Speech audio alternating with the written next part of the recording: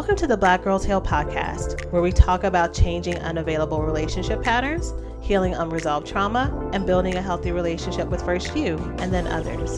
Every episode, we will talk about actionable advice that you can apply today to break unhealthy patterns and grow your self-worth. I'm Sheena Tubbs. Let's begin.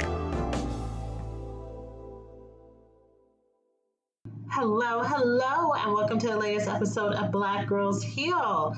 So this week, we are going to talk all about self-compassion and how to build it, what it looks like, and some practical steps you can use to apply it to your life.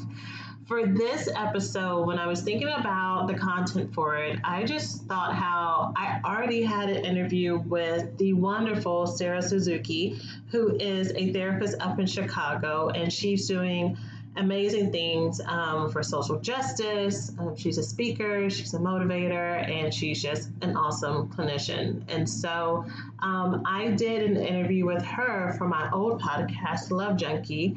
And so if you've been following me for a while, since back then, you've heard this interview before, but she said it so beautifully. She broke it down so well, and she gave some really clear, actionable things that everyone who's listening could do.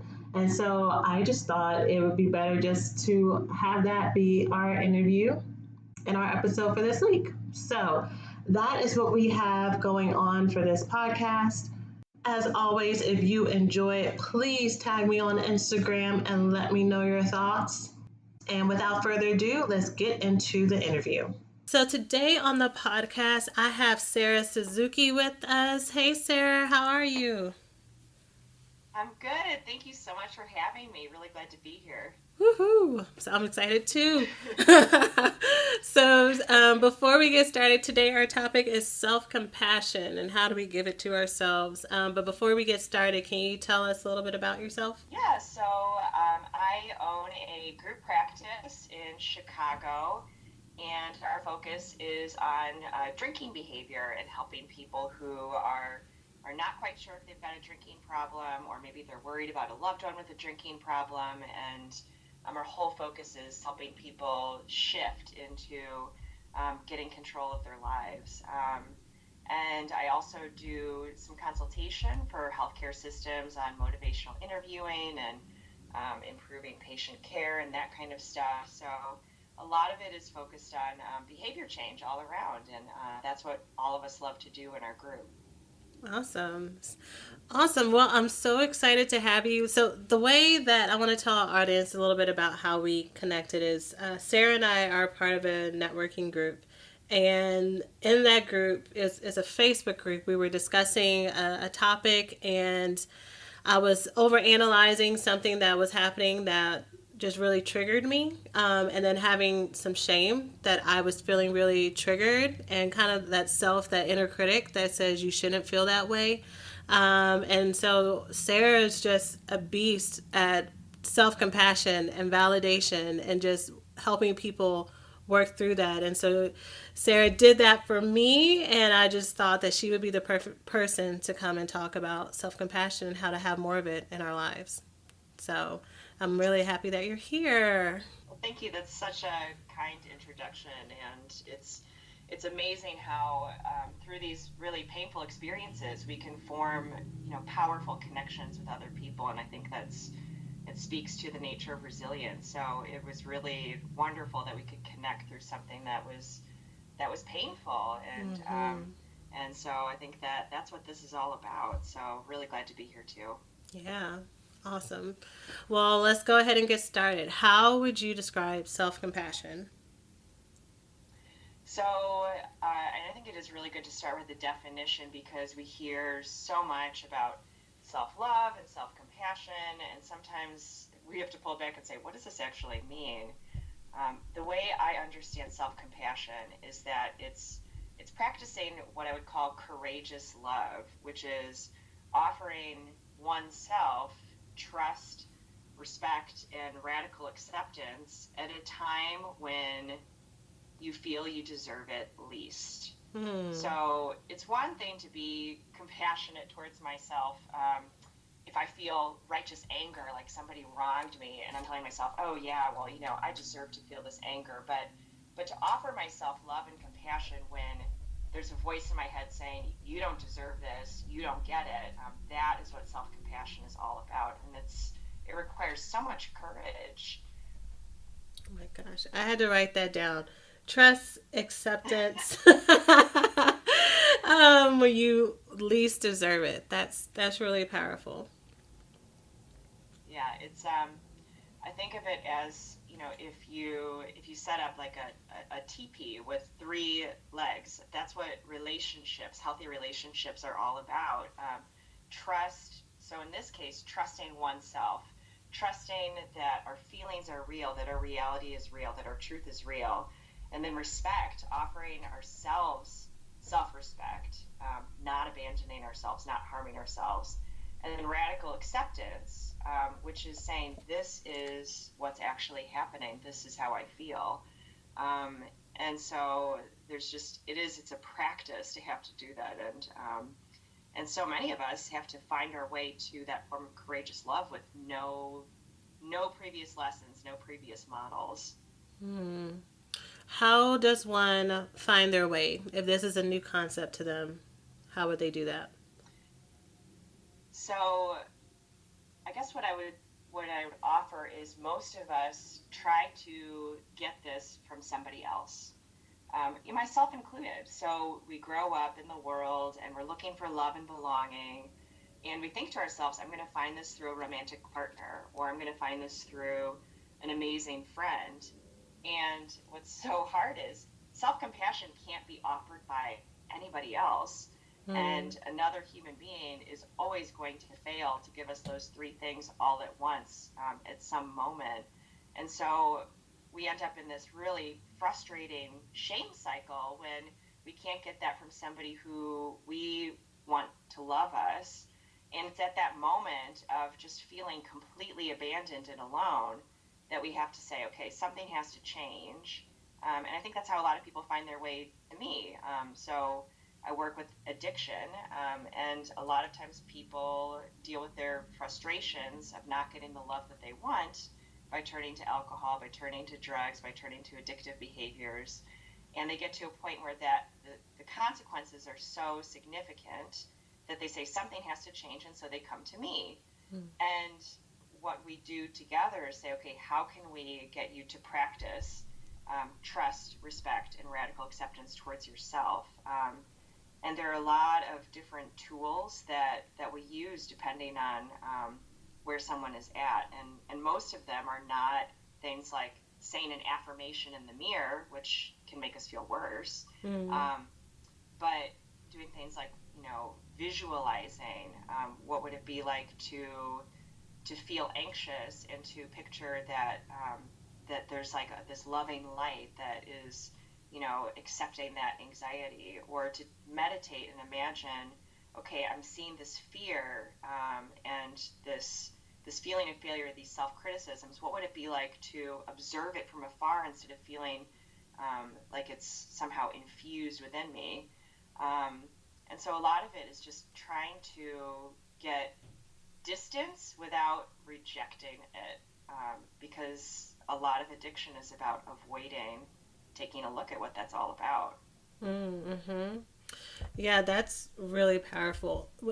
Something I hear that you're describing are a lot of mindfulness skills. Mm-hmm. Um, Yes.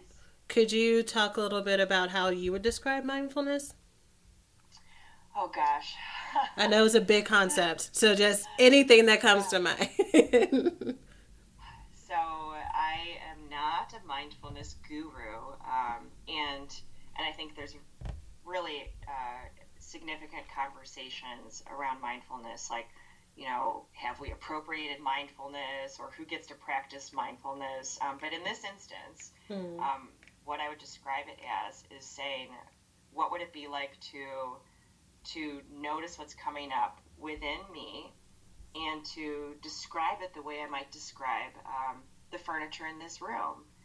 So noticing a bookshelf and seeing what that looks like, or looking out the window and describing what I can see, instead of feeling like it's all bundled up inside of me, and just being able to look at all of those things non-judgmentally, with a sense of okay, this just is. I'm not, I'm not going to, make a decision about whether or not this is good or bad. I'm going to observe and describe what's happening. Mm-hmm. Yeah, just to piggyback off that, I'm also not a mindfulness guru, but what you're talking about makes me think of just the ability to have a feeling or an emotion or a thought without reacting to it. So if I feel anxious, I don't have to immediately look to try to solve it or self soothe or to fix it. That I could just notice, okay, I'm feeling anxious or I'm feeling frustrated, and just to sit with those feelings. Um, Without letting it overpower me. Yes, and I think one of the common misconceptions I see with my clients with mindfulness is they think mindfulness means having a blank mind and not noticing anything. It's just all blank. But in a way, it's so fitting that that is what people think mindfulness is, because their aim, usually when they come and see me, is I don't want to feel anything negative anymore. I don't want to have anything negative happening in my life. They want it to just be a blank slate. And Mm. mindfulness shows us that it's just what is, and that we don't have to do anything with it in that moment. We can see what sort of wisdom the feeling or the thought or the sensation is trying to show us. um, but it's hard, it's uncomfortable, and it's often not relaxing at all. Mm. So yeah, but that's I do incorporate some mindfulness practices in the work that I do, and encourage people to do the mindfulness based stress reduction program, which is that free 8-week program that has been validated by research. Mm. But sometimes what we end up doing in session is visualizations that are a little bit different from mindfulness. It's creating a resource. So imagining that there is a loving resource that's available within oneself, and so that's perhaps closer to, I think, an influence from hypnosis. Although again, I'm not a hypnotherapist, Mm. but I think that is also really necessary as well, because our clients come to us under resourced. So it's that balance of the accountability of mindfulness, but then also providing a sense that I can actually handle this negative feeling, that I have this ability within me. Mm-hmm. Yeah, that's awesome. You said something earlier that I was wondering if you could expand on, about affirmations, and that saying affirmations might actually make someone feel worse. Can you talk a little bit more about that? Yeah, so I think about like the self-esteem movement, if you can call it that, in the 90s, where the whole idea is to just, say, oh, I'm so great, I'm so amazing, I'm wonderful.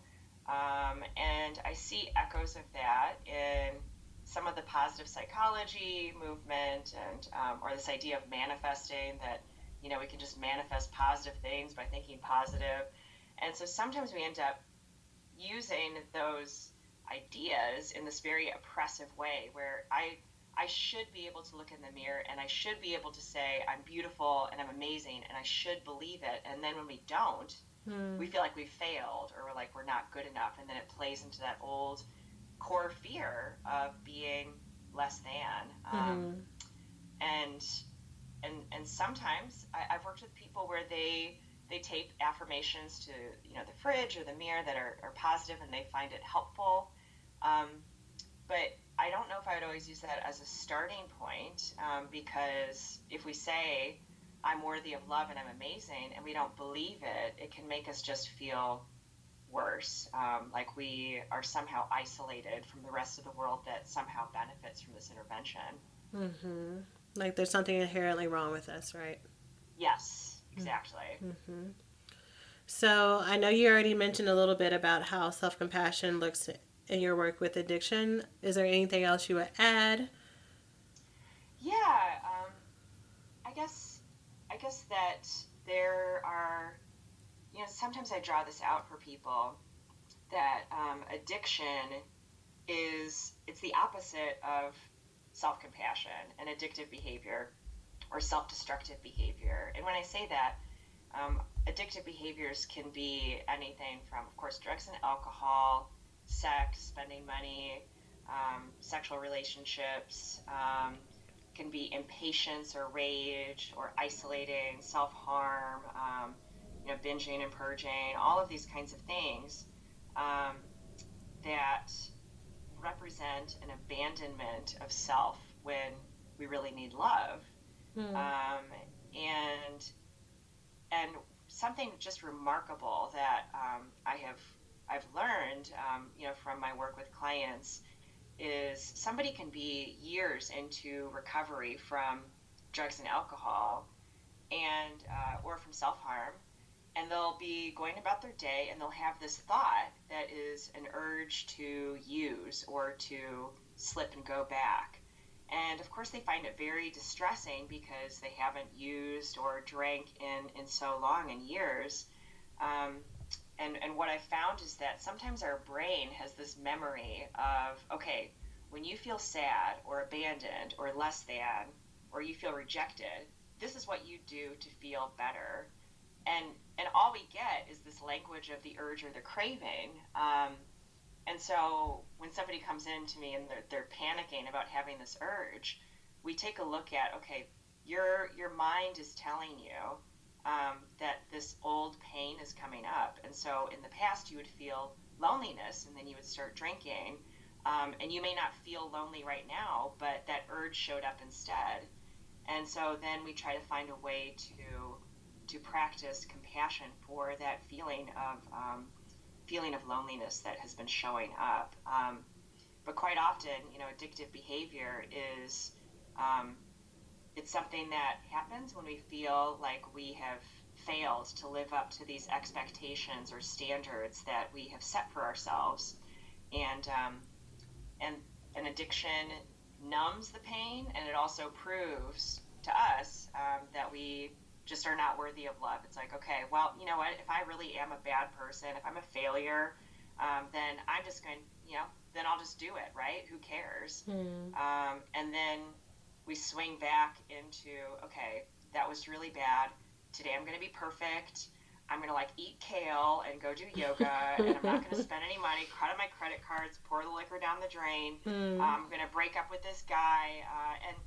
And then that is just, it's the other side of the coin with addictive behavior. It's all a shame cycle. And so the way through that, to break that cycle, is through the self-compassion practice, facing our fear with a sense of love instead of avoiding shame. Yeah, I'm hearing you talk a lot about balance and not living in the extremes, the all or nothing. Either I'm all in my addiction or I try to avoid it. And even then, it's just you're swinging back and forth from both sides of the pendulum. And then, yeah. And then also to bring back something you said earlier about, often we're looking for other people to tell us that we're okay and good job and everything. But self-compassion is really about taking that ownership yourself and you becoming the mechanism for self-soothing. You are the one who gives yourself love, and in that way you come back to yourself. Yes. Yeah, because we can have amazing friends and coworkers and partners and social supports who give us love and support, but there are just those times where life feels so overwhelming and we feel so much shame that we have to guide ourselves through that moment. And that's the other resource, is that self-love. But it doesn't happen overnight. It really is a practice. It's like building a new muscle. And it's a challenge. Yeah. So what are some misconceptions around self-compassion? I think we kind of already hit on it already as far as what affirmation is and the self-esteem movement. Are there any other misconceptions that you would highlight or add? So some of the misconceptions around self-compassion that I would offer would be that it's somehow selfish, that it's this, form of being like, oh, I'm going to give myself like a bubble bath, and I'm going to go get a massage, and I'm going to, do all these things, and, like this self-care idea, right? Which we're seeing a lot of in media. And that it's just going to be this, wonderful, luxurious experience. I mean, self-compassion feels really hard, and it's really painful because we don't feel like we deserve it. And so it can feel very, very painful to do instead of luxurious. And also this idea that somehow we're being selfish and self-centered by offering ourselves compassion. A lot of my clients who struggle with addictions are actually some of the most loving and sensitized people to the needs of others. They love to give and to be generous. And we might counter this by saying, oh, well, their addictions hurt other people, which is true. But they really do care about other people. And they say to me again and again, I just would rather take care of other people than take care of myself. And of course, what we find is that somebody is capable of much greater love and caregiving and nurturing when they know what it feels like to offer themselves compassion first. Because without that, we're just going through the motions. We don't have the spirit of nurturing really to give. And so part of what I work with people on is saying, okay, you have to offer yourself compassion before you're offering anyone genuine compassion. And it takes away that expectation of, okay, oh, well, I gave my friend, my friend had a breakup, and, I showed up with food, and I hung out with her all weekend, and I was there for her. And then when I went through my breakup, like, she didn't even show up, where it's this transaction, right? And when we come at it from a place of, all right, I've offered myself compassion, and I'm going to help my friend through this time, we offer love to people we care about without expectation of any return. And it just feels like a wonderful act, free of expectation. And that really deepens intimate relationships with friends and family and partners because we don't have an attachment to outcome. Yeah. Something that what you're saying also makes me think of is oftentimes with my clients when I'm describing self-compassion and they're hitting a roadblock on how to, I guess, allow themselves to do that. I do the externalization part where I say, well, if your best friend or if someone else was going through what you're going through now, what would you say to them? How would you validate them? Would you judge them? And then using that ability to generate that themselves, we use that to build that efficacy for them going forward. Exactly. And there's so many methods, I think, that can help with that. There are models of writing a compassionate letter to a friend. And, those are things where you can Google different exercises that you can do for yourself. You're like, okay, I don't feel like I deserve compassion, but, what would I say to a friend? Sometimes I'll have people actually imagine that there's a friend in the room, and I say, this person is struggling with, and of course I describe everything that my client's struggling with. Tell me what you are going to say to them right now. And so we really externalize it. And again, it's not, they'll be like, oh my gosh, I know, I really should be more loving to myself. I'm saying, no, like, this isn't about shaming yourself further. It's about saying, like, wow, you have this amazing ability to be caring for others. And, like, how can we keep you and your energy restored so that you can keep doing this, and that you have to build a foundation for yourself in order to continue giving to others. But it's a process. Yeah, give to others and extend that same grace to yourself too. Yes, always, always. So you actually just led into my next question, which was if I'm listening to this and I know that I'm struggling with negative self thoughts and image and I want to start offering myself self-compassion, are there any other exercises outside of the chair exercise or the letter to myself that you recommend to me? Yeah. So much of this stuff has to be, I think, nonverbal, because as soon as we get into this verbal part of our brain, we get caught in the old story that we're telling ourselves.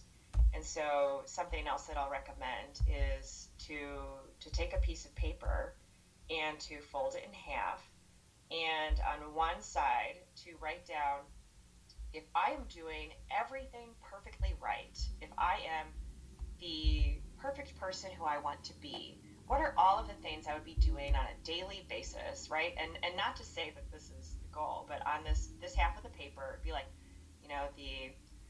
the model citizen or the picture of perfection. So maybe it's, I go to yoga every day and I dress perfectly well, and my friends think that I'm amazing, and I'm patient with my children, always patient with them, and I'm nurturing and loving to my partner, and my home is beautiful, and I go to work and everyone feels like I am helping them out, and I eat salads, and I go to bed at 9 p.m. I mean, so it can become like this almost depressively terrifying list, right? But these are all the things that go through our mind where we're like, I should do this, I should do this, I should do this. Mm-hmm. No debt. I should have, vacations, all this stuff. Mm-hmm. And then on the other side of the paper, because it's easy to generate a pretty long list of the stuff, is okay, when when I am not doing one of those things, because every single day, if we're living by the standard of perfectionism, if we fail one of those items, we tend to feel a lot of shame. It brings us back to our core fear. So let's say I come home, I've had this great day, I've done all of my stuff, and then one of my kids says something and I snap at them. And all of a sudden, this standard of being a perfect patient mother is just eroded. And so the whole picture falls apart. So the other side of the paper is, what do I do to numb out that feeling of shame?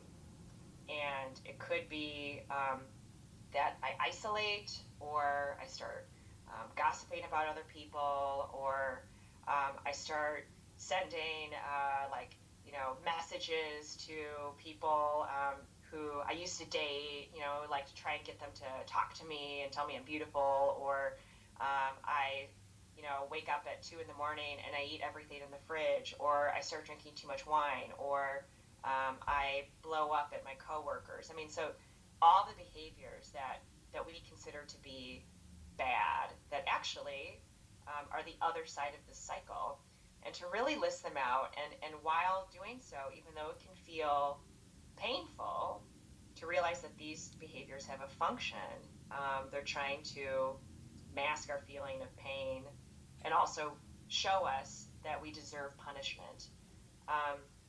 And then to open the paper up and to say, okay, this is a circle, right? On one side I've got this, on the other side I've got this, and I just go through this again and again every single day.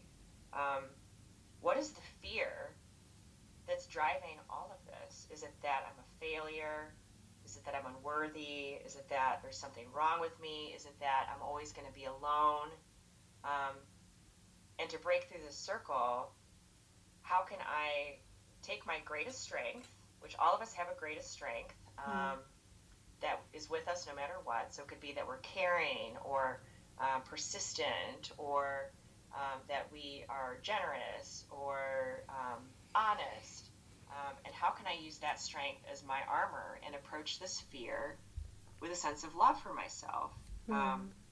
So if I am a caring person to others, and that's my greatest strength, and I've got a fear of being less than, unworthy, how can I say, okay, I'm going to be caring towards myself, and I'm going to move towards this fear of this idea of I'm not worthy, and to say, like you say with your clients in session, what would I say to someone who feels that they have no worth, to offer them love?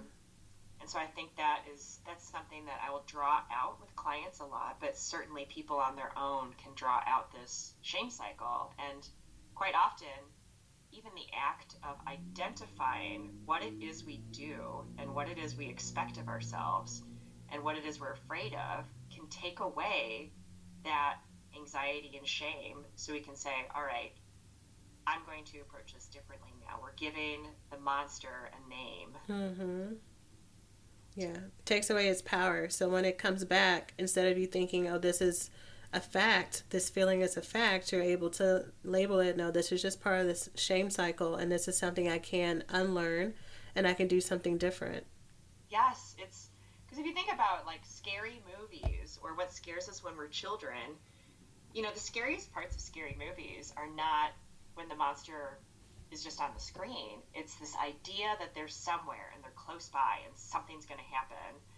And if you just see a picture of a monster, just a two-dimensional picture, I mean, it can be scary or creepy, but it's not terrifying, and we're not running from it. And that is really the first step towards empowerment and compassion, is to say, how am I going to give this a name? Mm-hmm. That's awesome. Thank you for sharing that. That's a great exercise. Yeah, it's you know, quite often when we're going through this together, we're on the side of like, what would perfect look like? People will say to me, yes, that's what I want. That's why I came to you.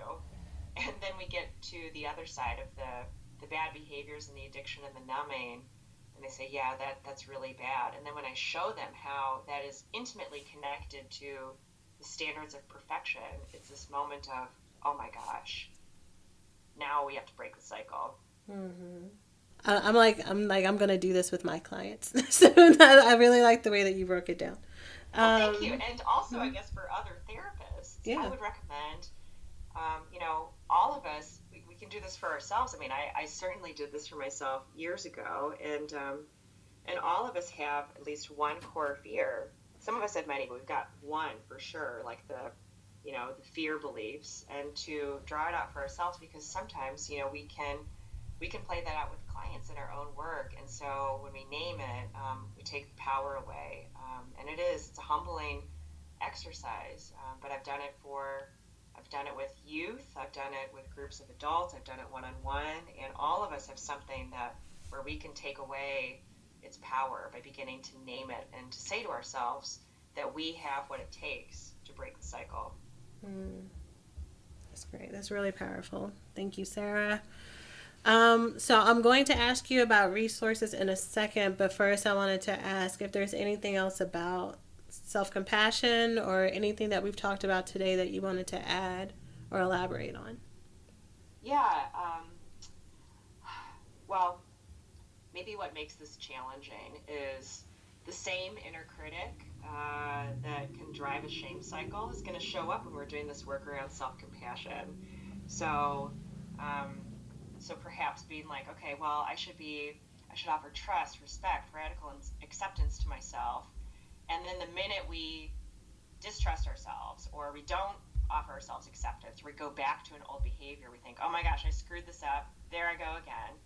And to remember that this is it's going to keep showing up as we're doing this courageous work. um, but really to view it as a hero's journey, that heroes aren't just people who go and journey and they get a medal, that a lot of it involves going through this feeling of challenge and darkness, and that we're going to make mistakes, and that's part of what makes us human. And not to give up when we have a setback. And even practicing that, okay, you know what, I had a setback, and I'm going to keep practicing that, is its own self-compassion practice. Practicing that we are worthy of this kind of work, even though we don't feel like it. And so that's probably the last thing I would offer about doing this type of work. Yeah, I agree. That is about progress, not perfection, right? Absolutely, yes. Mm-hmm. Great. Well, are there any last resources that you would recommend, books, websites, or anything before you talk about your stuff? Oh, yeah. I think, one of my favorite meditations that, people can find on YouTube, or a number of meditation apps that I think can indirectly, but very directly get at this work, is a loving kindness meditation, where Mm. we sit and we practice offering the world and other people and somebody who's creating difficulty for us a sense of love. And the whole meditation also creates an inner resource that of being loving towards ourselves. So loving kindness meditation. There's a free one on the app Insight Timer. Mm. And for those who are, beginning to think about addiction from the perspective of, addiction coming from a sense of wanting love and belonging, I really love the TED Talk, Everything You Think You Know About Addiction is Wrong, which is about how people fall into addiction because they're looking for connection. And what I would say is that part of that connection has to be to our own self-compassion. And I love all the work of Gabor Mate, who is an addiction psychiatrist and just this wonderful voice of the connection between trauma and addictive behaviors. And he has this fabulous book, if you haven't read it yet, it's called In the Realm of the Hungry Ghosts. And, he just really has wonderful work that offers tremendous compassion, particularly for those who maybe love somebody who is struggling with an addiction. I think it can offer a perspective on it that is really humanizing. So those would be three things that I think are good starting points. No, I hadn't heard that last book before, so I have to add it to my list. Yeah, it's really good. Okay, well, where can we find you? Yeah, so my group practice website is www.chicagocompasscounseling.com. Compass like a compass rose. And our social media is at Chicago Compass.